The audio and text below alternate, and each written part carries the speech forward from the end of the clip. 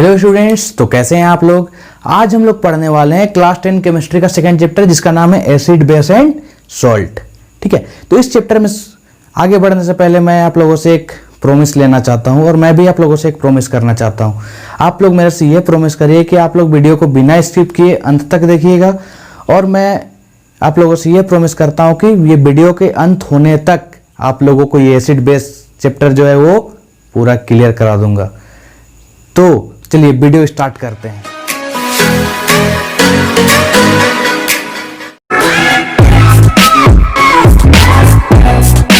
हमारे केमिस्ट्री में लगभग 118 एलिमेंट्स डिस्कवर हो चुके हैं, ये आप लोगों को पता होगा। हमारे बुक्स में 115 एलिमेंट्स दिए रहते हैं, कभी कभी नेट्स में हम लोग देखने को मिलता है 119 एलिमेंट डिस्कवर हो चुके हैं।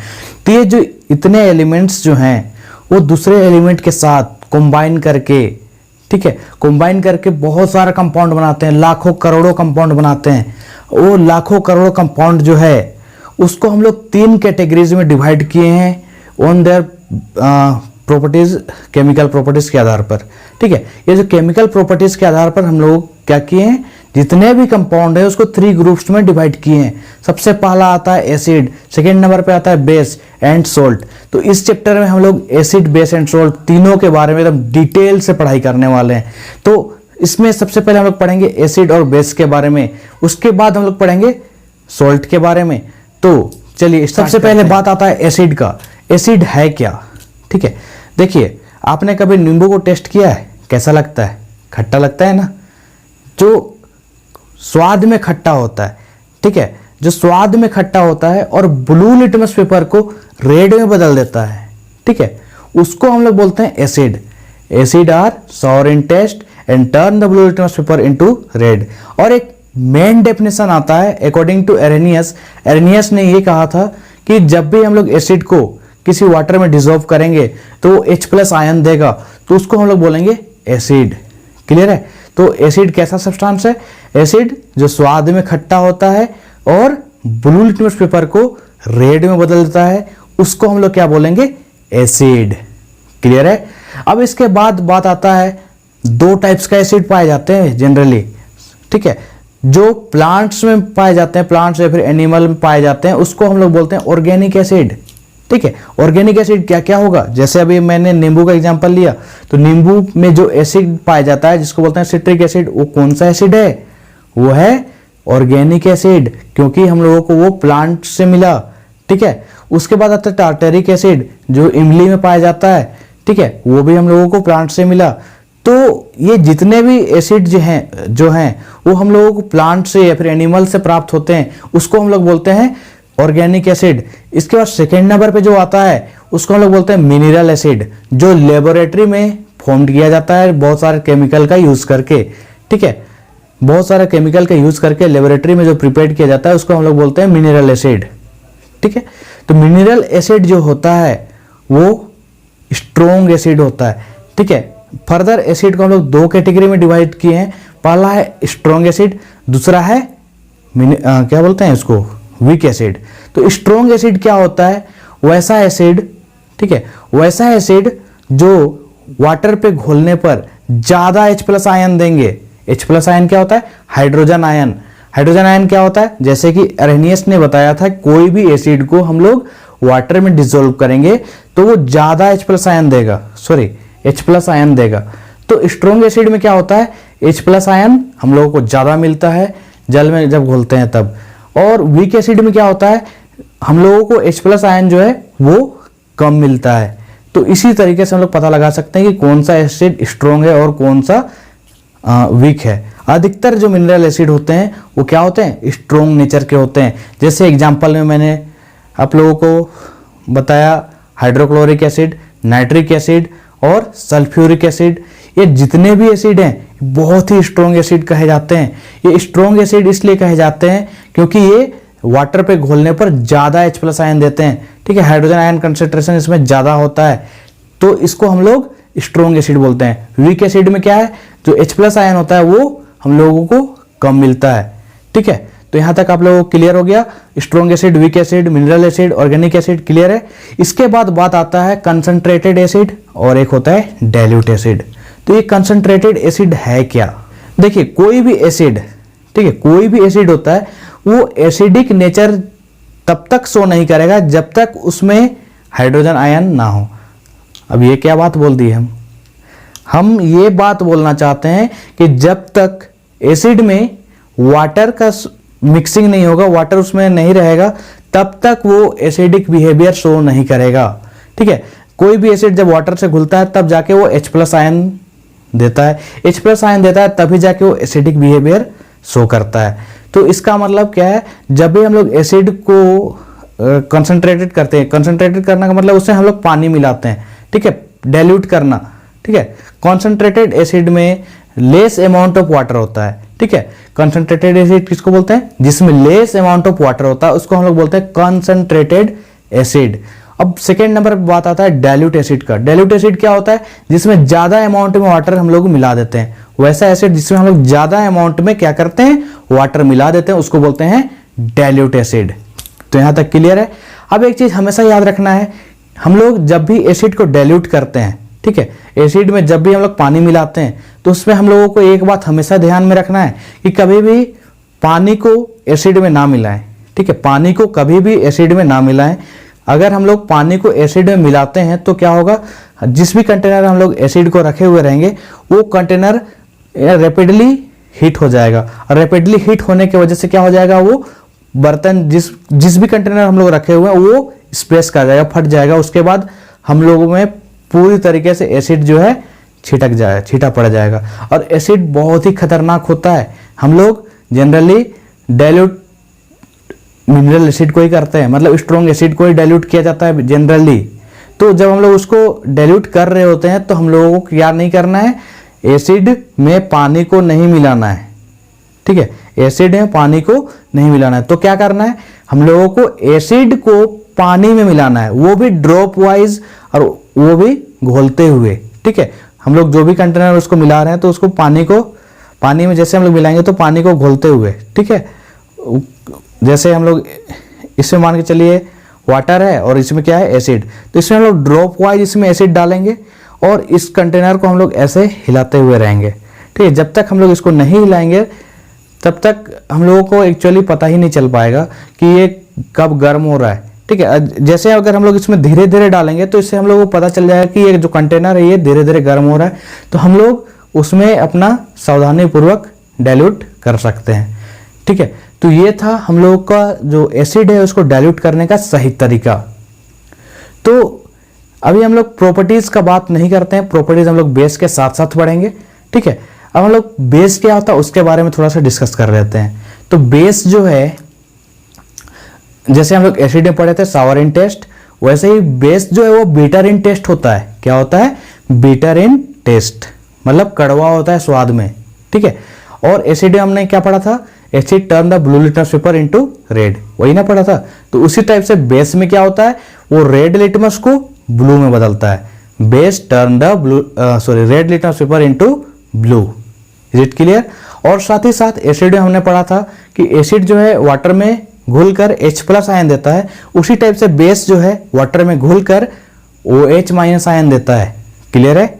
OH- आयन किसको बोलते हैं? Hydroxide ion. क्या होता है? Hydro oxide ion. OH- ion को हम लोग हाइड्रो ऑक्साइड आयन भी कहते हैं, ठीक है। अब इसमें एक टर्म आता है अल्कली, ठीक है। ये अल्कली होता क्या है? तो वाटर सोल्यूबल बेस को हम लोग क्या बोलते हैं? अल्कली। जो बेस वाटर में सोल्यूबल होता है उसको हम लोग बोलते हैं अल्कली, ठीक है। तो इसमें अब बात आता है स्ट्रॉन्ग बेस किसको कहेंगे, वीक बेस किसको बोलेंगे। तो स्ट्रॉन्ग बेस का डेफिनेशन वही हो जाएगा जैसे एसिड का हम लोग स्ट्रॉन्ग एसिड में क्या बोले थे कि अगर ज्यादा अमाउंट में H+ आयन देगा या फिर हाइड्रोजन आयन देगा तो हम लोग उसको बोलेंगे स्ट्रॉन्ग एसिड। उसी टाइप से बेस में क्या हो जाएगा, वैसा बेस जो हम लोग जल पे घोलेंगे, वाटर में घोलेंगे तो क्या होगा, ज्यादा अमाउंट में हाइड्रोक्साइड आयन देगा तो उसको हम लोग बोलेंगे स्ट्रॉन्ग बेस। और वीक बेस का क्या एग्जांपल हो जाएगा, वैसा बेस जो वाटर में घोलने पर लेस अमाउंट में हाइड्रोक्साइड आयन दे उसको हम लोग बोलेंगे weak base. Is it clear? और इसमें भी डाइल्यूशन का सेम वही प्रोसेस है जैसा हम लोग एसिड में था। अब एक बात आता है कि एसिड, ठीक है, एक बात आता है एसिड और बेस में क्या कॉमन होता है, ठीक है, जो भी एसिड है उस सभी एसिड में क्या कॉमन है, जो भी बेस है उस सभी बेस में क्या कॉमन होता है। तो जो भी एसिड होते हैं उन सभी में, जो भी एसिड होते हैं उन सभी में क्या होता है, हाइड्रोजन आयन हम लोगों को मिलता है, और उसी हाइड्रोजन आयन के चलते जो एसिड है वो एसिडिक बिहेवियर शो करता है, ठीक है। तो सभी एसिड में क्या कॉमन है, हाइड्रोजन आयन कॉमन है, सभी एसिड में क्या होता है, हाइड्रोजन आयन होता है। उसी प्रकार से सभी बेस में क्या होता है, जो भी बेस होते हैं उसमें सभी में हाइड्रोक्साइड आयन होते हैं, ठीक है। जो भी बेस है उसमें हाइड्रोक्साइड आयन होगा, तभी जाके कोई भी बेस बेसिक नेचर को शो करता है। Is it clear? अब बात करते हैं हम लोग एसिड और बेस की प्रॉपर्टीज की। पहले हम लोग बात करेंगे फिजिकल प्रॉपर्टी, देन बात करेंगे हम लोग केमिकल प्रॉपर्टी की। तो आइए अब हम लोग बात करते हैं physical properties of acid and base की, और साथ ही साथ chemical properties of acid and base की। इसको मैंने बोर्ड में फ्रेम कर दिया है, आप लोग इसका स्क्रीनशॉट ले सकते हैं। स्क्रीनशॉट लीजिए और इसको कॉपी में नोट डाउन कर लीजिएगा, ठीक है। तो आइए हम लोग इसको पढ़ते हैं। एसिड, एसिड क्या है? एसिड है सावर टेस्ट। सावर टेस्ट मैंने पहले ही बताया था, एसिड का टेस्ट कैसा होता है, खट्टा होता है। इसी टाइप से बेस का क्या टेस्ट होता है, बेस है बिटर टेस्ट। बिटर टेस्ट कहने का मतलब क्या, जो बेस का स्वाद होता है वो कड़वा होता है। सेकेंड नंबर पे आते हैं एसिड में। Acid turn the blue litmus paper into red. Acid जो है ब्लू लिटमस पेपर को रेड में बदल देता है, और जो बेस है वो रेड लिटमस को ब्लू में बदल देता है। साथ ही साथ एसिड में क्या होता है, acid solution conduct electricity. Acid solution conduct electricity क्यों? क्योंकि एसिड में H+ आयन होते हैं। बेस में भी कंडक्ट करता है इलेक्ट्रिसिटी, क्यों? क्योंकि उसमें OH- आयन होते हैं। चलिए आते हैं चौथा प्रॉपर्टी। एसिड है कोरोसिव नेचर। एसिड कैसा नेचर का होता है, कोरोसिव नेचर का होता है। हम लोग को एसिड से थोड़ा सा बच के रहना है। बात आता है बेस का। बेस फील सोपी टू टच। इसको छूने से हम लोग को जैसे साबुन को टच करने से लगता है, उसी टाइप से बेस को भी छूने से लगता है। तो इसी के साथ हम लोगों का जो फिजिकल प्रॉपर्टीज है एसिड और बेस का वो हो गया है खत्म। इसके बाद बात करते हैं हम लोग chemical properties of acid and base की। Chemical properties of acid and base में जो पहला प्रॉपर्टीज है एसिड का देखते हैं। Acid react with metals to form hydrogen gas. कोई भी एसिड कोई भी मेटल्स अगर एसिड से रिएक्ट करता है तो क्या फॉर्म करेगा, सोल्ट और हाइड्रोजन गैस। क्या फॉर्म करेगा, सोल्ट और हाइड्रोजन गैस। मेनली क्या, हाइड्रोजन गैस को देखना है। सेकेंड नंबर पे देखते हैं, पहले हम लोग एसिड का देख लेते हैं, देन बेस का देखते हैं। ओके, तो acid react with metal to form hydrogen gas. Acid कोई भी एसिड जो है मेटल से रिएक्ट करेगा, सोल्ट और हाइड्रोजन गैस का फॉर्मेशन करेगा। सेकेंड नंबर पे आते हैं, acid react with metals carbonate और हाइड्रोजन कार्बोनेट। मेटल कार्बोनेट के साथ भी रिएक्ट करता है और मेटल हाइड्रोजन कार्बोनेट के साथ भी रिएक्ट करता है। दोनों में से किसी से भी रिएक्ट करेगा, क्या फॉर्म करेगा, कार्बन डाइऑक्साइड गैस। ठीक है, मेनली क्या फॉर्म करेगा, कार्बन डाइऑक्साइड गैस। तो यहाँ मैंने एग्जांपल लिया Na2CO3, मतलब sodium carbonate plus hydrochloric acid gives sodium chloride, carbon dioxide and water. तो ये जो कार्बन डाइऑक्साइड फॉर्म हुआ, इसी का बात हम लोग डेफिनेशन में कर रहे थे। ठीक है, CO2 गैस क्या होता है, फॉर्म होता है। तीसरा प्रॉपर्टीज देखते हैं, acid react with base to form salt and water. जो भी एसिड होगा वो बेस के साथ रिएक्ट करके क्या फॉर्म करेगा, सोल्ट और वाटर का फॉर्मेशन करता है। देखिए एग्जांपल में क्या है, NaOH क्या है, बेस है, HCl क्या है, एसिड है। ये दोनों रिएक्ट किया तो क्या फॉर्म किया, NaCl प्लस H2O, मतलब वाटर फॉर्म किया। चौथा प्रॉपर्टीज देखते हैं, acid react with metal oxide to form salt and water. जो भी एसिड होगा वो मेटल ऑक्साइड के साथ रिएक्ट करके क्या फॉर्म करेगा, सोल्ट एंड वाटर। ठीक है, तो ये हम लोगों का एसिड का जो केमिकल प्रॉपर्टीज है वो भी क्लियर हो चुका है। अब आते हैं बेस का केमिकल प्रॉपर्टीज में। बेस का केमिकल प्रॉपर्टीज, पहला प्रॉपर्टीज क्या है, bases react with some metals, मतलब सभी मेटल के साथ रिएक्ट नहीं करता, कुछ मेटल्स के साथ बेस जो है वो रिएक्ट करता है और क्या फॉर्म करता है, सोल्ट और हाइड्रोजन गैस। क्या फॉर्म करता है, सोल्ट और हाइड्रोजन गैस। जिससे यहाँ पे देखिए NaOH क्या लिया मैंने, एक बेस लिया हुआ है, साथ ही साथ एक जिंक मेटल लिया हुआ है। ये दोनों रिएक्ट किए और क्या फॉर्म किए, सॉल्ट और hydrogen gas. Is it clear? Second number में जो प्रॉपर्टी मैंने यहाँ लिखा है, bases react with non metals oxide to form salt and water. ठीक है, सोल्ट एंड वाटर। कोई भी बेस जो होगा वो नॉन मेटल ऑक्साइड के साथ रिएक्ट करेगा और क्या फॉर्म करेगा, सोल्ट और वाटर। देखिए ये क्या है, CaOH ये बेस है और ये CO2 क्या है, नॉन मेटल ऑक्साइड। कार्बन होता है क्या, नॉन मेटल, और ऑक्सीजन क्या है, मतलब उससे हम लोग ऑक्साइड बनाते हैं। ठीक है, तो CO2 क्या है, कार्बन डाइऑक्साइड। कार्बन डाइऑक्साइड के साथ अगर रिएक्ट करता है CaOH होल 2 तो क्या फॉर्म करता है, CaCO3 प्लस वाटर, मतलब सोल्ट एंड वाटर का फॉर्मेशन होता है। ये जो तीसरा प्रॉपर्टी मैंने क्यों नहीं लिखा, तीसरा जो प्रॉपर्टी है जैसा एसिड में है वही चीज यहाँ पर भी सेम वही चीज होता है। एसिड अगर बेस से रिएक्ट कर रहा है तो इसका मतलब ये थोड़ी ना कि बेस जो है वो एसिड से रिएक्ट नहीं कर रहा है, बेस भी तो एसिड से रिएक्ट कर रहा है। तो इस कंडीशन में, ठीक है, इस कंडीशन में क्या हुआ, एसिड जो है बेस से रिएक्ट किया या फिर बेस जो है एसिड से रिएक्ट किया, ये दोनों बात एक ही है। तो इसमें क्या चीज हो जाएगा, जो बेस है एसिड से रिएक्ट करके सोल्ट और वाटर का फॉर्मेशन करता है, जो हम लोगों ने एसिड का थर्ड प्रॉपर्टी में पढ़ा था। फिर ये जो फोर्थ प्रॉपर्टी है, एसिड का फोर्थ प्रॉपर्टी, सॉरी बेस का फोर्थ प्रॉपर्टी नहीं है। तो ये जो एक बात आया यहाँ पे, acid react with base to form salt and water, तो वो प्रॉपर्टीज यहाँ पर भी होता है। और इस प्रॉपर्टी को एक स्पेशल डेफिनेशन से इसको मतलब प्रदर्शित किया गया है। जैसे इसको हम लोग बोलते हैं न्यूट्रलाइजेशन रिएक्शन। क्यों बोला जाता है, क्योंकि जो भी एसिड बेस से रिएक्ट करता है तो एक दूसरे को क्या करता है, न्यूट्रल कर देता है। तो एसिड और बेस का रिएक्शन से जो फॉर्म्ड होता है उस तरह का रिएक्शन को हम लोग बोलते हैं न्यूट्रलाइजेशन रिएक्शन। न्यूट्रलाइजेशन रिएक्शन का अगर डेफिनेशन का बात करें तो कैसा होगा, the reaction between acid and base is called neutralisation reaction. अब इसके बाद बात आता है इंडिकेटर्स का। इंडिकेटर्स क्या है, वो गाड़ी वाला इंडिकेटर्स नहीं, इस इंडिकेटर से हम लोग कोई भी सब्सटेंस को मतलब टेस्ट कर सकते हैं।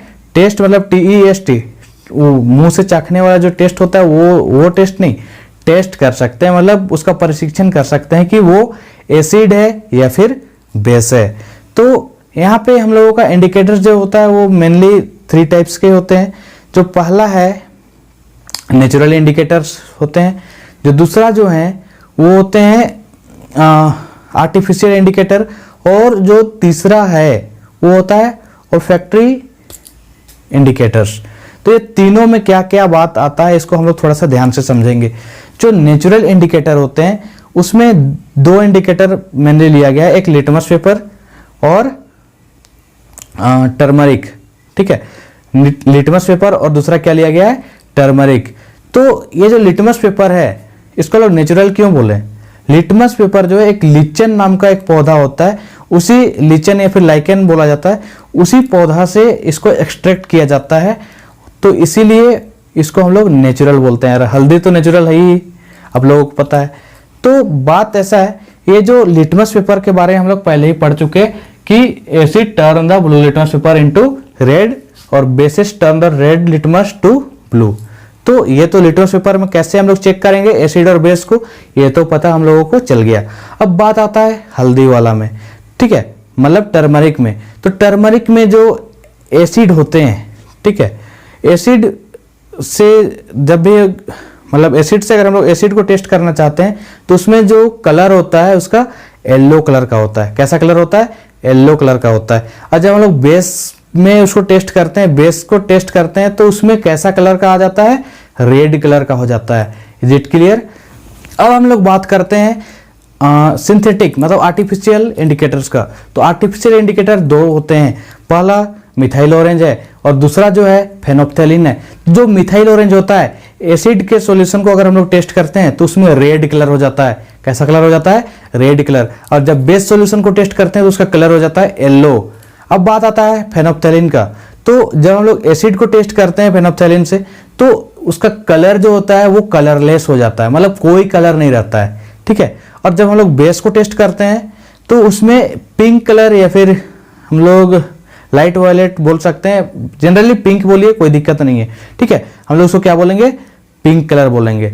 Is it clear. अब हम लोग बात करते हैं ऑफेक्टरी इंडिकेटर्स का। ऑफेक्टरी इंडिकेटर्स क्या होता है, वैसा इंडिकेटर जिसको हम लोग स्मेल करके पता लगा सकते हैं कि वो एसिड है या फिर टेस्ट है। तो इसमें 2 इंडिकेटर्स होते हैं, पहला ओनियंस और दूसरा जो है वनीला को लिया गया है। ओनियंस में जब हम लोग बेसिक सॉल्यूशन को मिलाते हैं तो उसका जो स्मेल है, ओनियन का स्मेल जो है हम लोग डिटेक्ट नहीं कर पाते, ओनियन का जो स्मेल होता है वो डिस्ट्रॉय हो जाता है। अब जब हम लोग एसिड सॉल्यूशन में मिलाते हैं तो ओनियन का जो स्मेल है वो डिस्ट्रॉय नहीं होता है। सेम इसी टाइप से वेनिला में भी, वेनिला में क्या होता है, अगर हम लोग उसमें क्या बोलते हैं उसको, बेस को मिलाते हैं तो उसका स्मेल जो है वो डिस्ट्रॉय हो जाता है, लेकिन जब हम लोग एसिड में मिलाते हैं तो उसका स्मेल डिस्ट्रॉय नहीं होता है। इस तरीके से हम लोग ये तीनों इंडिकेटर्स को हम लोग पढ़ लिया है। अब इसके बाद आता है यूनिवर्सल इंडिकेटर। ये जो यूनिवर्सल इंडिकेटर है ये है क्या?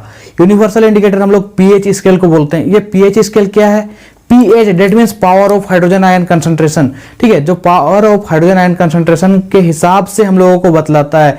हम लोग अभी तक जितने भी इंडिकेटर्स पढ़े उससे हम लोगों को कौन सा एसिड कितना स्ट्रॉन्ग है या फिर कौन सा बेस जो है कितना स्ट्रॉन्ग है कितना वीक है, इसके बारे में हम लोगों को जानकारी नहीं मिलता था। बस हम लोगों को ये पता चलता था कि कौन एसिड है कौन बेस है। लेकिन ये जो यूनिवर्सल इंडिकेटर है जिसको हम लोग बोलते हैं पीएच स्केल, इससे हम लोग ये भी पता लगा सकते हैं कि कौन सा एसिड, अगर एसिड कोई भी सब्सटेंस अगर एसिड है तो एसिड कितना स्ट्रॉन्ग एसिड है या फिर कितना वीक एसिड है, अगर बेसिक है तो वो कितना स्ट्रॉन्ग है या फिर कितना वीक है, इसके बारे में हम लोग पता लगा सकते हैं ये पीएच स्केल से।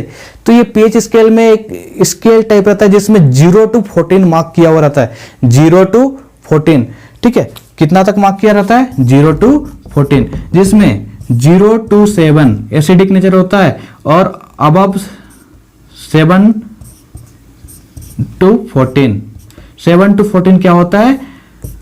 बेसिक नेचर का होता है, ठीक है। 0 to 7 that means acidic nature और above 7 to 14 that is called basic nature. जो 7 होता है उसको हम लोग बोलते हैं न्यूट्रल, ठीक है, ना ही वो एसिडिक होता है ना ही वो बेसिक होता है। 7 से लेस मतलब 7 से कम जो होगा वो एसिडिक नेचर का होगा, 7 से अधिक जो होगा वो बेसिक नेचर का होता है। और साथ ही साथ 7 से जितना कम होगा उतना ही ज्यादा एसिडिक होगा, ठीक है। अगर किसी सब्सटेंस का अगर पीएच वैल्यू जो है अगर 1 होता है तो वो बहुत ही ज्यादा एसिडिक है, ठीक है, वो स्ट्रॉन्ग एसिड कहलाएगा। और वैसा एसिड जिसका पीएच वैल्यू अगर 5 है, 5.5 है या फिर 6 है तो उसको हम लोग बोलेंगे weak acid. Is it clear? उसी टाइप से हम लोग बेस में भी जितना हम लोग 7 से दूर रहेंगे उतना ही ज्यादा स्ट्रॉन्ग होता है, चाहे वो एसिड हो या फिर बेस हो। तो 7 से दूर अगर 14 अगर हो जाता है तो वो हम लोगों का स्ट्रॉन्ग बेस कहलाएगा। और अगर 7 के करीब रहता है 8 या फिर 9 इसके आसपास रहता है तो हम लोग उसको बोलते हैं वीक बेस। अब बात आता है इसमें कि कोई भी एसिड जो है उसमें बेस का प्रॉपर्टीज कुछ होता है कि नहीं, बेसिक होता है कि नहीं होता है, तो उसमें भी बेसिक होता है, ठीक है, लेकिन वो बहुत ही कम मात्रा में होता है। जो बेसिक प्रॉपर्टी होता है वो बहुत ही कम मात्रा में होता है, इसीलिए हम लोग को सिर्फ उसमें एसिडिक कैरेक्टर ही देखने को मिलता है। और साथ ही साथ जितने भी बेसिक हैं उसमें एसिडिक कैरेक्टर भी होता है लेकिन बहुत ही कम होता है, ठीक है। आप लोग ये पिक्चर में देख के पता लगा सकते हैं कि इसमें किस तरीके से होता है। Is it clear? अब हम लोग बात करते हैं importance of pH in our everyday life. हमारे एवरीडे लाइफ में ये पीएच का क्या रोल है, क्या इंपॉर्टेंस है। तो सबसे पहला बात आता है टूथ डिके का। अगर हम लोगों का दांत सड़ता है, ठीक है, उसमें टूथ डिके होता है तो क्यों होता है? ये होने का कारण बस यही है कि हमारा दांत जो है उसमें एसिडिक कैरेक्टर बढ़ने लगता है। अगर हम लोगों का दांत का जो पीएच है वो 5.6 से अगर कम होने लगता है, ठीक है, तो कम होने लगता है तो हम लोगों का दांत ज्यादा एसिडिक हो जाता है। ज्यादा एसिडिक हो जाने के कारण हम लोगों का दांत जो है वो सड़ने लगता है। इसीलिए हम लोगों को ये पूछा जाता है एडवर्टाइज में, क्या आपके टूथपेस्ट में नमक है?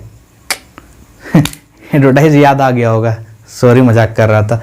तो बात करते हैं हम लोग ये टूथ डिके का, ठीक है। तो जब ये हम लोग का दांत का जो पीएच वैल्यू कम होने लगता है तो हम लोग इसको ठीक करने के लिए हम लोग बेसिक सब्सटेंस लेते हैं। जैसे हम लोग जो भी कोलगेट यूज करते हैं उसमें जो भी पेस्ट यूज करते हैं उसमें क्या होता है, बेसिक नेचर का क्वालिटी होता है। और अगर हम लोग कोलगेट ब्रश ये सब यूज नहीं करते तो हम लोग ये जो करंज का दतवन यूज करते हैं, ये करंज का दतवन से क्या होता है, वो बीटर इन टेस्ट होता है, मतलब वो बेसिक नेचर का होता है। बेसिक नेचर का होने की वजह से जो एसिडिक कैरेक्टर रहता है उसको वो रिमूव कर देता है। इसके वजह से हम लोगों का जो दांत का जो सड़ना है वो खत्म हो जाता है।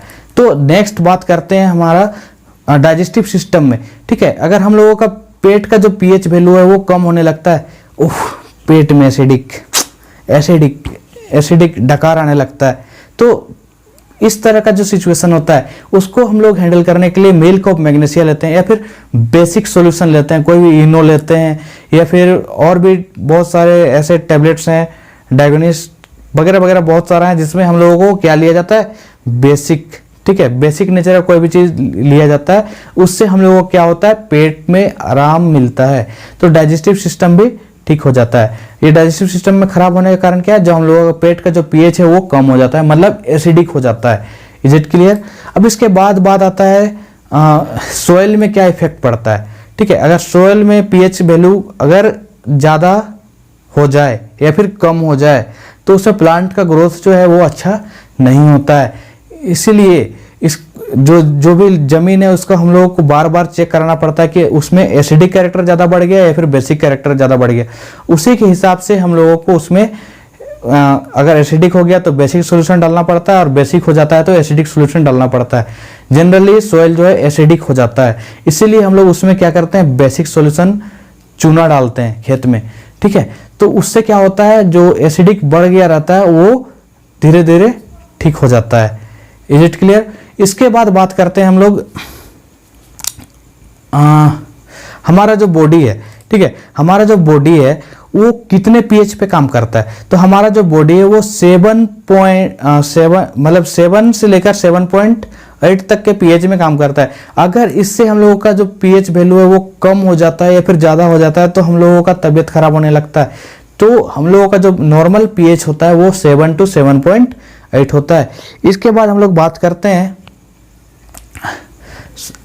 जैसे कोई भी प्लांट्स या फिर चींटी का डंक, जब चींटी हम लोगों को डंक मारता है या फिर कोई प्लांट्स जो है, जैसे कौन सा प्लांट, नेटल प्लांट जिसको बोलते हैं। नेटल प्लांट क्या होता है, हम लोग जैसे उसके संपर्क में आता है तो हम लोगों को खुजली लगने लगता है, तो उसमें वो क्या करता है, हम लोग के बॉडी में मेथनोइक एसिड इंजेक्ट करता है। ठीक है, मेथनोइक एसिड इंजेक्ट करता है, या फिर हनी बी जो होता है वो हम लोगों के बॉडी में क्या करता है, मेथनोइक एसिड इंजेक्ट करता है।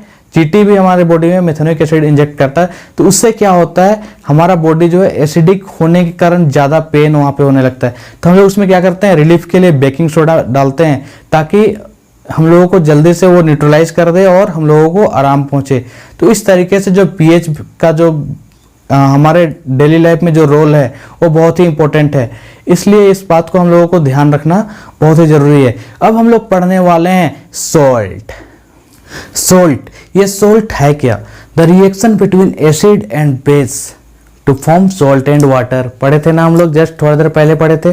तो वही जो सॉल्ट एंड वाटर जो फॉर्म्ड हुआ, जो सॉल्ट फॉर्म्ड हुआ, वही सॉल्ट के बारे में हम लोगों को अभी पढ़ना है। वो सॉल्ट क्या है, ये सॉल्ट जो है एसिड और बेस के रिएक्शन से बनता है, उसे हम लोग क्या बोलते हैं, सॉल्ट बोलते हैं। देखिए सॉल्ट बहुत प्रकार के होते हैं। अगर हाइड्रोक्लोरिक एसिड का अगर सॉल्ट है, ठीक है, अगर एसिड जो होगा वो हाइड्रोक्लोरिक एसिड होगा तो उसमें जो सॉल्ट फॉर्म्ड होगा वो क्लोराइड कहलाएगा। ठीक है, जैसे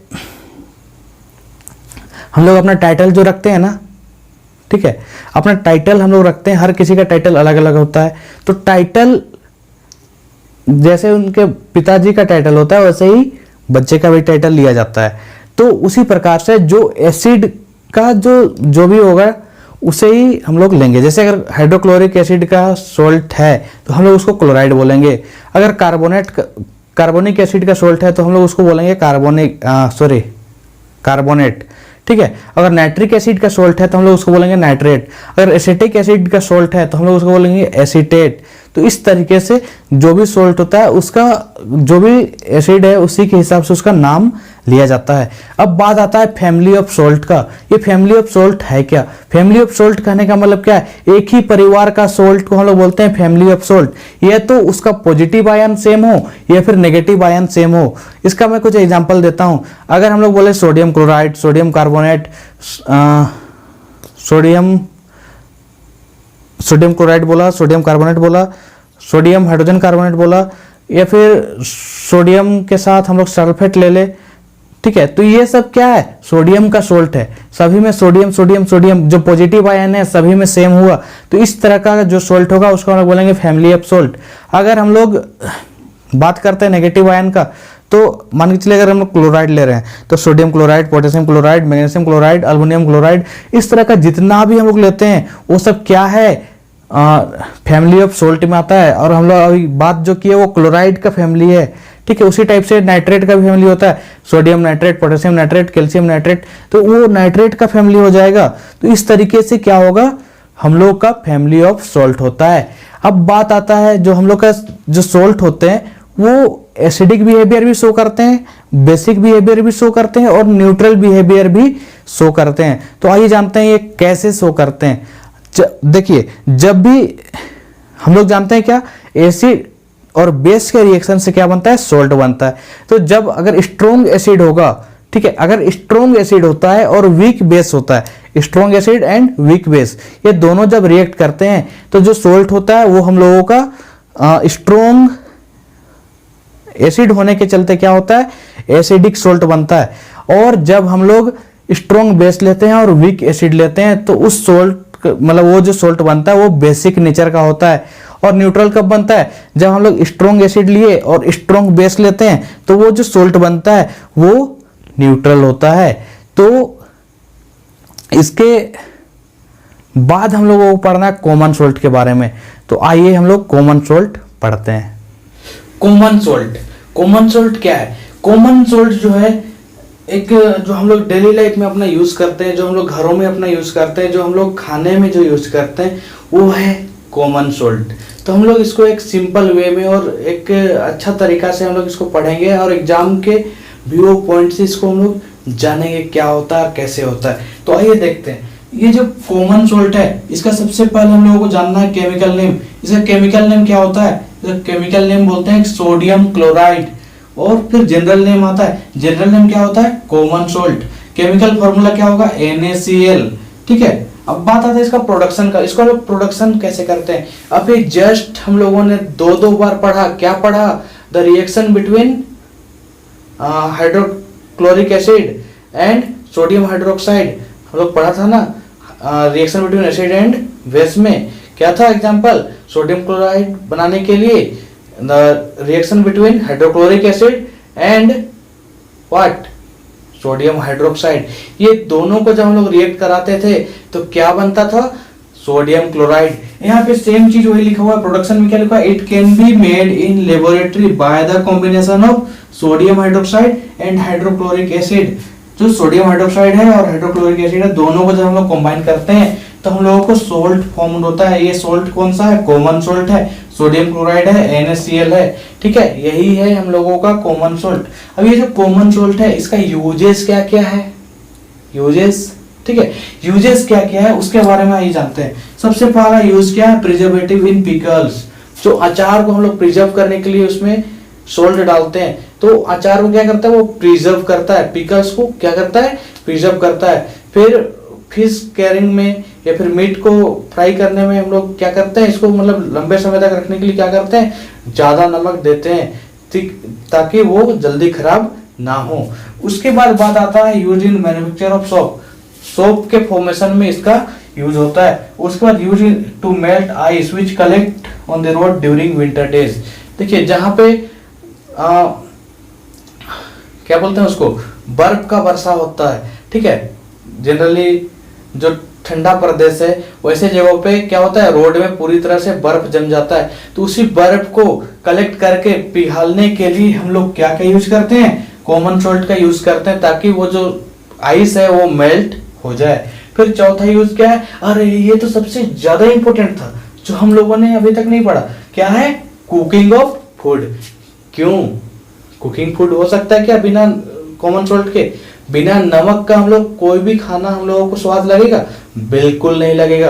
कोई भी खाना को हम लोग जब भी बनाते हैं, कोई भी खाना बनाते हैं तो हम लोगों को उसमें क्या कॉमन सॉल्ट डालना पड़ता है। ठीक है, तो कॉमन सॉल्ट के बिना हम लोगों का जो खाना है वो स्वाद नहीं लगेगा। तो हम लोगों को ये जो था इसको सबसे पहले पढ़ना था, लेकिन खैर कोई बात नहीं, पढ़ तो लिया ना।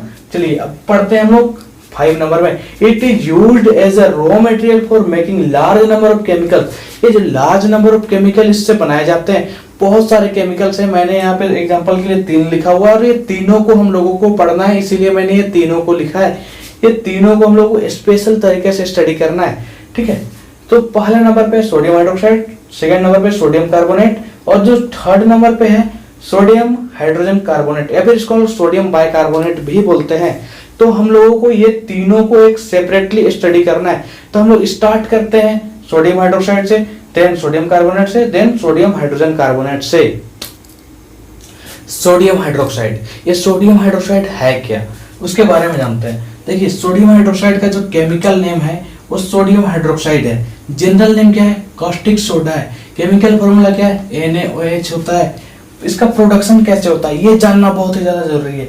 इसका प्रोडक्शन, जब हम लोग इलेक्ट्रिसिटी पास करते हैं concentrated solution of sodium chloride में, तो वो क्या करता है, वो टूट जाता है, डिकम्पोज हो जाता है। ठीक है, डिकम्पोज होने के बाद क्या फॉर्म करता है, सोडियम हाइड्रोक्साइड फॉर्म करता है, क्लोरीन गैस फॉर्म करता है, और साथ ही साथ हाइड्रोजन गैस भी फॉर्म करता है।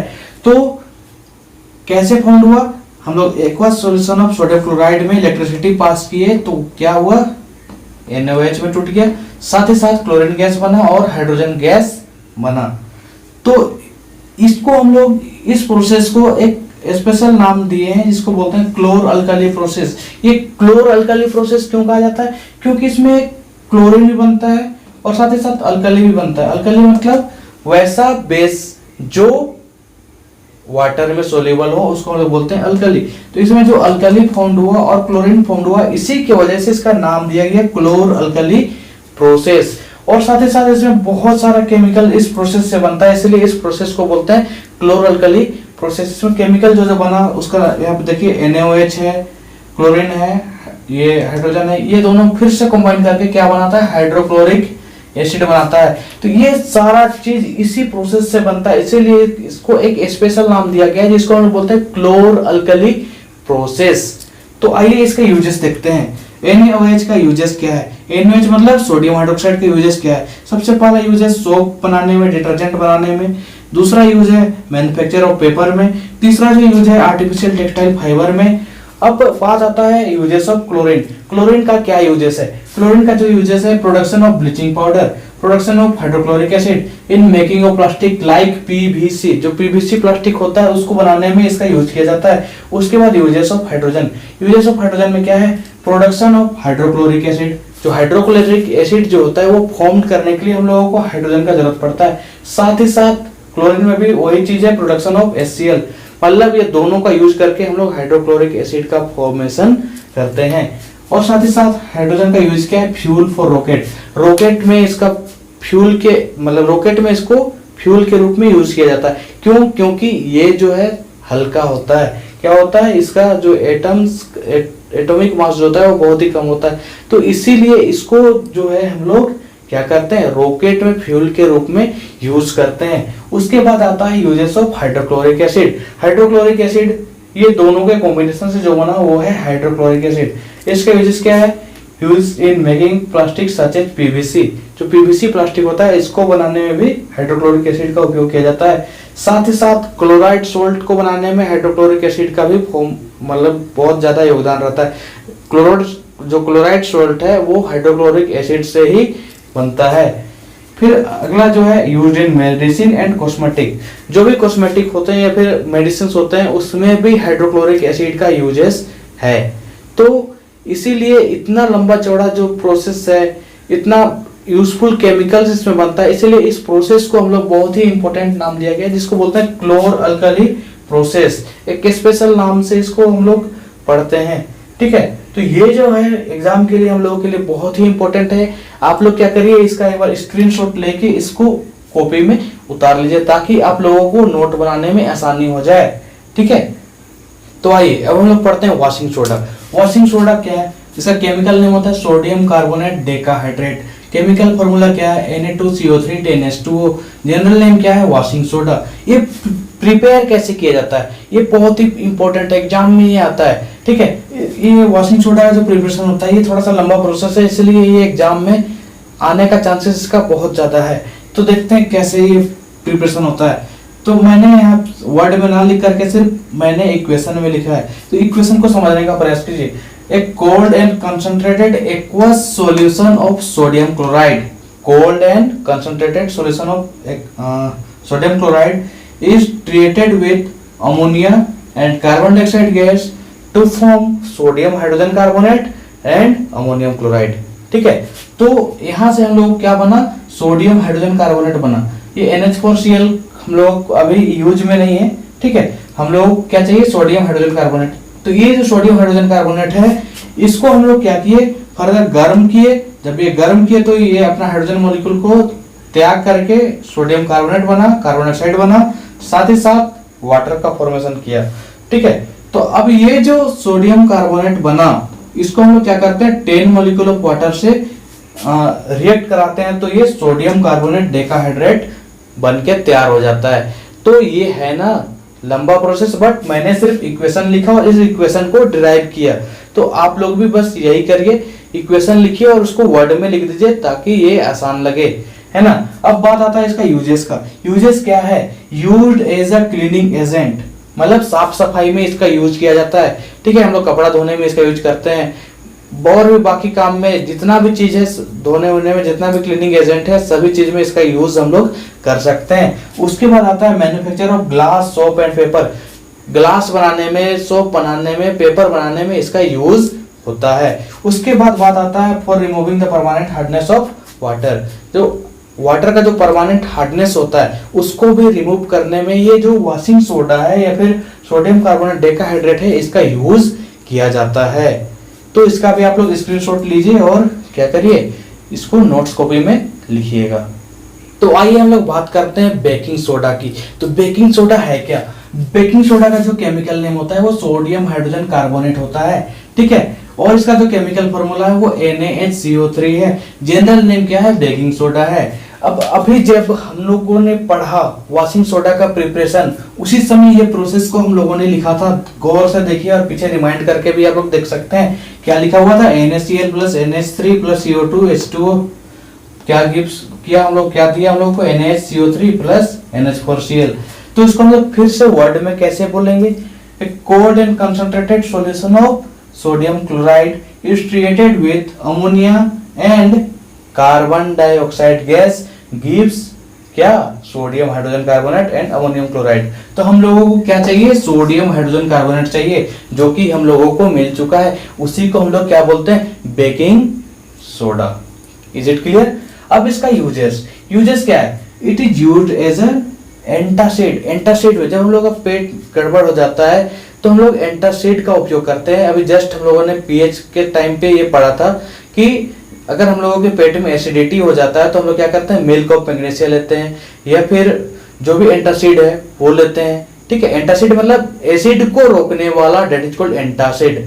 ठीक है, तो दूसरा चीज आता है making of baking powder. Baking powder जो हम लोग खाने में यूज करते हैं, खाना बनाने के समय फूड्स को जो भी हम लोग बना रहे हैं उसको स्पंजी बनाने के लिए या फिर उसको सॉफ्ट रखने के लिए जो हम लोग यूज करते हैं वही बेकिंग पाउडर है। ठीक है, उसको बनाने के लिए इस बेकिंग सोडा का यूज किया जाता है। साथ ही साथ यूज इन फायर एक्सटिंग्विशर।